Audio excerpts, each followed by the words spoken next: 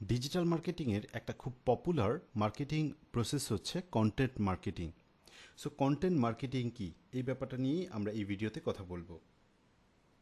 Content marketing is a form of marketing focus on creating, publishing and distributing content for a targeted audience online.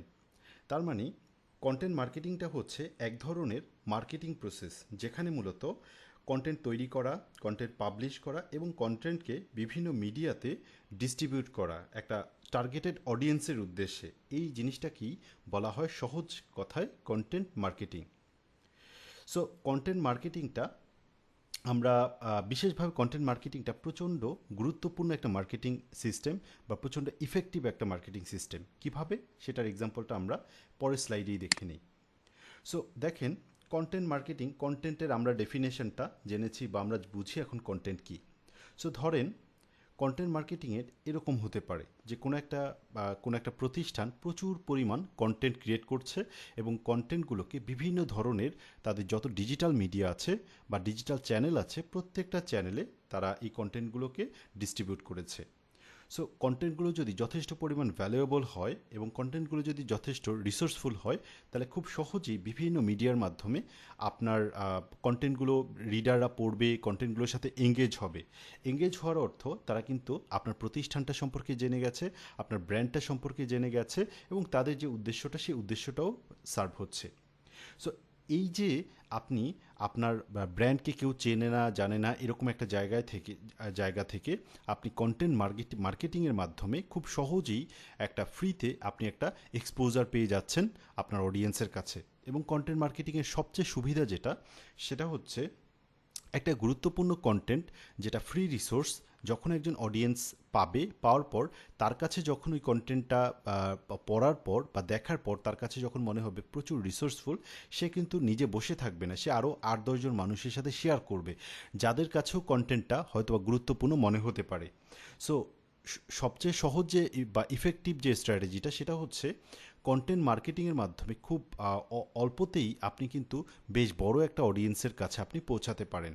এবং এই আপনার মার্কেটিংটা মূলত করবে কারা? সাধারণ অডিয়েন্স, যারা আপনার এই কন্টেন্টটা থেকে ভ্যালু পাচ্ছে বা যারা আপনার এই কন্টেন্টের মাধ্যমে বেনিফিটেড হচ্ছে, তারা কিন্তু এই কন্টেন্টটাকে প্রত্যেকটা জায়গায় ছড়িয়ে দেবে। এবং একই সাথে আমরা এখানে যে কোনো একটা প্রতিষ্ঠানের কথা ভাবতে পারি যে একটা কন্টেন্ট মার্কেটিংয়ের মাধ্যমে একটা প্রতিষ্ঠান কিভাবে স্টেপ বাই স্টেপ তাদের রেভিনিউ জেনারেট করতে পারে, তার একটা এক্সাম্পল বা ফ্লো চার্ট আমরা এখানে দেখতে পাচ্ছি। ধরেন আপনার একটা ওয়েবসাইট আছে বা একটা সফটওয়্যার ফার্ম আছে। এই সফটওয়্যার ফার্মে আপনি যেটা করছেন, বিভিন্ন ধরনের ফ্রি রিসোর্সেস শেয়ার করছেন, যেমন সফটওয়্যারের বিভিন্ন সমস্যা নিয়ে এবং সমস্যার সমাধান কিভাবে করা যায়, এইভাবে করে আপনি অডিয়েন্সের জন্য প্রচুর পরিমাণ ফ্রি রিসোর্সেস তৈরি করছেন। অডিয়েন্সের যে পেইন পয়েন্টগুলো আছে, অডিয়েন্সের যে সমস্যাগুলো আছে, এই সমস্যাগুলো নিয়ে আপনি ফ্রিতে প্রচুর পরিমাণ রিসোর্স শেয়ার করছেন। এরকম রিসোর্স কী হতে পারে? Blog post. আপনার ওয়েবসাইটে আপনি প্রচুর পরিমাণ ব্লগ পোস্ট তৈরি করছেন অডিয়েন্সের প্রবলেমগুলোর সলিউশন নিয়ে।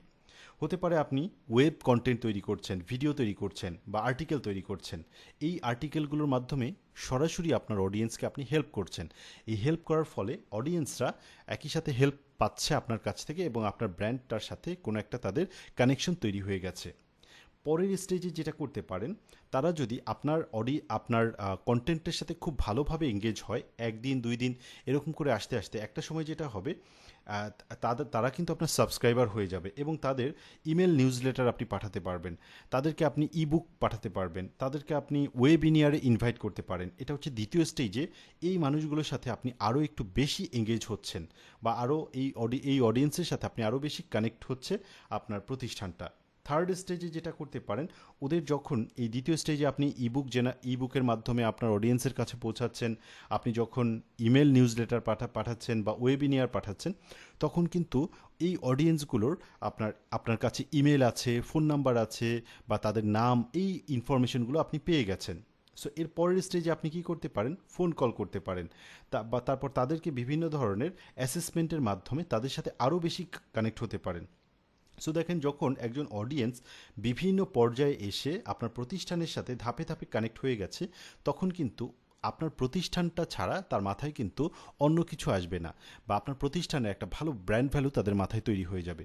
সো যখন সেই মানুষটাই কোনো একটা প্রোডাক্ট বা সার্ভিস বা সলিউশনের কথা ভাববে, সেই প্রোডাক্ট সার্ভিস বা সলিউশনের সাথে যদি কোনো না কোনোভাবে আপনার প্রতিষ্ঠান একই ধরনের প্রোডাক্ট সার্ভিস বা সলিউশন প্রোভাইড করে, তাহলে তার মাথায় কিন্তু আপনার প্রতিষ্ঠানটাই আসবে এবং আপনার কাছ থেকেই সে প্রোডাক্টটা পারচেজ করবে বা সলিউশনটা নেবে বা সার্ভিসটা নেবে। এভাবে কন্টেন্ট মার্কেটিংয়ের মাধ্যমে খুব ফ্রিতে বা অর্গানিক ওয়েতে আপনি কিন্তু প্রচুর পরিমাণ ভিজিটরের কাছে পৌঁছাতে পারবেন বা প্রচুর পরিমাণ অডিয়েন্সকে একটা জায়গায় গ্যাদার করতে পারবেন এবং সেখান থেকে তাদেরকে কাস্টমারে পরিণত করতে পারবেন।